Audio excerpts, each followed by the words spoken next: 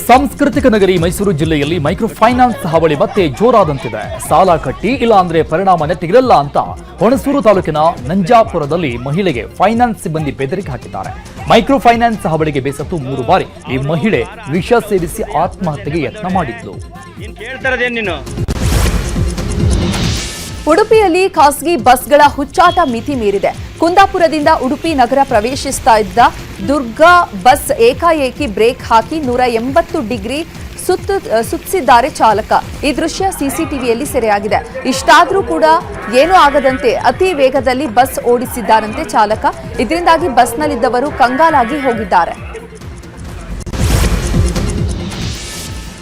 Parappana Agrahara central ಜೈಲ್ಗೆ ಮತ್ತೆ CCB ಅಧಿಕಾರಿಗಳು ರೈಡ್ ಮಾಡಿದ್ದಾರೆ. ದಿಢೀರ್ ರೈಡ್ ಮಾಡಿದ ಅಧಿಕಾರಿಗಳು ಬ್ಯಾರಕ್ಗಳಲ್ಲಿ ಪರಿಶೀಲನೆ ಮಾಡಿದ್ರು. ಇನ್ನು ಸಿಸಿಬಿ ಪರಿಶೀಲನೆಯ ಸಂದರ್ಭದಲ್ಲಿ ಬ್ಯಾರಕ್ಗಳಲ್ಲಿ ಅನೇಕ ವಸ್ತುಗಳು ಪತ್ತೆಯಾಗಿದೆ. ಬೀಡಿ, ಸಿಗರೇಟ್, ಗಾಂಜಾ ಸೇದುವ ಪೈಪ್, ಹಣ ಸೇರಿದಂಗೆ ಅನೇಕ ವಸ್ತುಗಳು ಪತ್ತೆಯಾಗಿದೆ.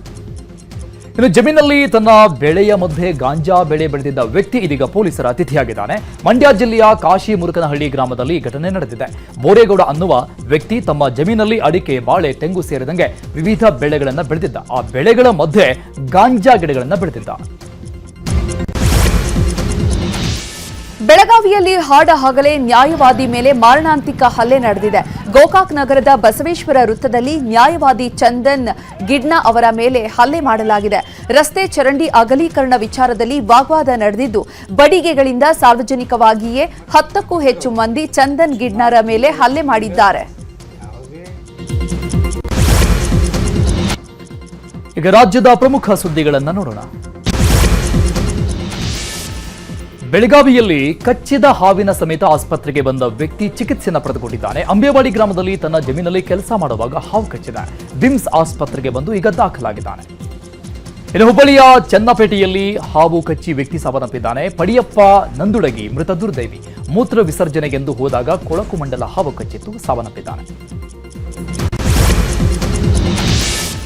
ರಾಜ್ಯದ ಸಾವಿರಾರು ಪ್ರೀ ಸ್ಕೂಲ್ಗಳಿಗೆ ಸಂಕಷ್ಟ ಶುರುವಾಗಿದೆ. ಗಲ್ಲಿಗಳಲ್ಲಿ ಲೆಕ್ಕಕ್ಕೆ ಸಿಗದಷ್ಟು ಪ್ರೀ ಸ್ಕೂಲ್ಗಳು ಓಪನ್ ಆಗಿದ್ದು, ಇದಕ್ಕೆ ಕಡಿವಾಣ ಹಾಕಲು ಶಿಕ್ಷಣ ಇಲಾಖೆ ಮುಂದಾಗಿದೆ. ಶಿಕ್ಷಣ ಇಲಾಖೆ ಹೊಸ ನಿಯಮ ಜಾರಿ ಮಾಡಿದ್ದು, ಪ್ರೀ ಸ್ಕೂಲ್ ತೆರೆಯಲು ಕೆಲವೊಂದು ನಿಯಮಗಳನ್ನು ಜಾರಿಗೆ ತರಲಾಗಿದೆ. ಇನ್ನು ಮುಂದೆ ಆನ್ಲೈನ್ ಮೂಲಕವೇ ಅರ್ಜಿ ಸಲ್ಲಿಕೆಗೆ ಅವಕಾಶ ನೀಡಲಾಗಿದೆ. ಪ್ರೀ ಸ್ಕೂಲ್ ತೆರೆಯಲು 30 ವರ್ಷ ಲೀಸ್ ಅಗ್ರಿಮೆಂಟ್ ಪಡೆದಿರಬೇಕು. 18ರಿಂದ 20 ಅಳತೆ ಕೊಠಡಿ ಇರಬೇಕು. ಒಂದೇ ಸ್ಥಳದಲ್ಲಿ ಪ್ರೀ ಸ್ಕೂಲ್ 30 ವರ್ಷ ರನ್ ಆಗಬೇಕು. ಈಗ ಇರುವ 2000 ಚದರ ಅಡಿಯಿಂದ 3000 ಚದರ ಅಳತೆಯಲ್ಲಿ ಕಟ್ಟಡ ಇರಬೇಕು. ನೆಲ ಮಹಡಿಯಲ್ಲಿ ಪ್ರೀ ಸ್ಕೂಲ್ ನಡೆಸಬೇಕು ಸೇರಿದಂತೆ ಹಲವು ಷರತ್ತುಗಳನ್ನು ಹಾಕಿದೆ. ಸಂಜು ವೆಡ್ಸ್ ಗೀತಾ 2 ಸಿನಿಮಾ ಪ್ರಚಾರಕ್ಕೆ ಬರಲಿಲ್ಲ ಅಂತ ನಟಿ ರಚಿತಾ ರಾಮ್ ವಿರುದ್ಧ ನಿರ್ದೇಶಕ ನಾಗಶೇಖರ್ ಫಿಲ್ಮ್ ಚೇಂಬರ್ಗೆ ಕಂಪ್ಲೇಂಟ್ ಕೊಟ್ಟಿದ್ದಾರೆ.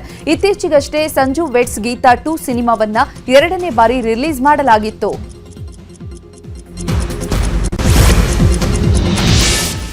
ಯುದ್ಧದಲ್ಲಿ ವೀರಮರಣ ಹೊಂದಿದ ವಿದೇಶಿ ಯೋಧರಿಗೆ ಗೋಕರ್ಣದಲ್ಲಿ ಮುಕ್ತಿ ಕಾರ್ಯ ನಡೆಸಲಾಗಿದೆ. ರಷ್ಯಾ ಹಾಗೂ ಉಕ್ರೇನ್ ಯುದ್ಧದಲ್ಲಿ ಮಡಿದ ರಷ್ಯಾದ ಯೋಧ ಸೆರ್ಗೈ ಗ್ರಾಬ್ಲವ್ಗೆ ಅವರ ಸಂಬಂಧಿ ಎಲಿನಾ ಎಂಬುವರು ಮುಕ್ತಿ ಕಾರ್ಯ ಆಯೋಜನೆ ಮಾಡಿದರು. ನಾರಾಯಣ ಬಲಿ ಕಾರ್ಯ ನಡೆಸಿ ಯೋಧ ಸರ್ಗೆಸ್ ಗ್ರಾಬ್ಲವ್ ಅವರಿಗೆ ಮೋಕ್ಷ ಸಿಗಲಿ ಅಂತ ಪ್ರಾರ್ಥನೆ ನಡೆಸಲಾಯಿತು. ಯೋಧನ ಸಂಬಂಧಿಕರು ವಿಡಿಯೋ ಕಾನ್ಫರೆನ್ಸ್ ಮೂಲಕ ವಿಧಿವಿಧಾನದಲ್ಲಿ ಭಾಗಿಯಾಗಿದ್ದರು.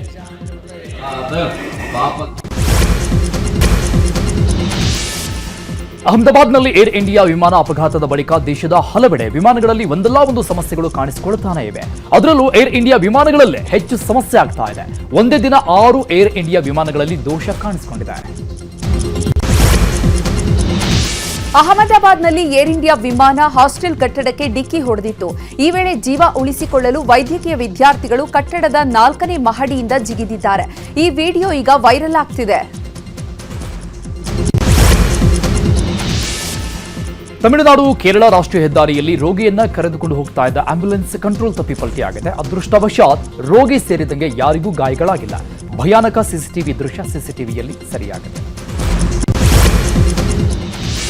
ಗುಜರಾತ್ನ ಭುಜ್ ರೈಲ್ವೆ ನಿಲ್ದಾಣದ ಬಳಿ ಕಾರು ಚಾಲಕ ಹಿಟ್ ಅಂಡ್ ರನ್ ಮಾಡಿದ್ದಾನೆ. ವೇಗವಾಗಿ ಬಂದ ಕಾರು ಚಾಲಕ ಯೂಟರ್ನ್ ತೆಗೆದುಕೊಂಡಿದ್ದಾನೆ. ಈ ವೇಳೆ ಕಾರು ಕಂಟ್ರೋಲ್ ತಪ್ಪಿ ರಸ್ತೆ ಬದಿಯಿದ್ದ ಕಾರ್ಮಿಕರ ಮೇಲೆ ಹರಿಸಿದ್ದಾನೆ.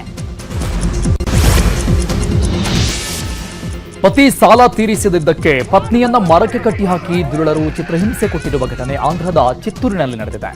ಸಿರೀಶಾ ಎಂಬಾಕೆ ತನ್ನ ಮಗುವಿನ ಪರೀಕ್ಷಾ ಪ್ರಮಾಣ ಪತ್ರ ತರಲಿಕ್ಕೆ ಅಂತ ಗ್ರಾಮಕ್ಕೆ ಹೋಗಿದ್ದಾಳೆ. ಈ ವೇಳೆ ಗಂಡನಿಗೆ ಸಾಲ ಕೊಟ್ಟಿದ್ದ ವ್ಯಕ್ತಿ ಆಕೆಯನ್ನ ಮರಕ್ಕೆ ಕಟ್ಟಿ ಹಲ್ಲೆ ಮಾಡಿದ್ದಾನೆ.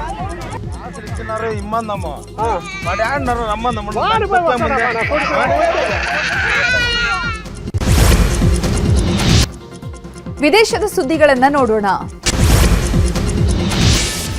ಇಡೀ ವಿಶ್ವವನ್ನೇ ಮತ್ತೊಂದು ಆತಂಕಕ್ಕೆ ದೂಡಿರುವಂತಹ ಇಸ್ರೇಲ್ ಇರಾನ್ ನಡುವಿನ ಯುದ್ಧ ದಿನೇ ದಿನೇ ಉಗ್ರ ರೂಪವನ್ನ ಪಡೆದುಕೊಳ್ತಾ ಇದೆ.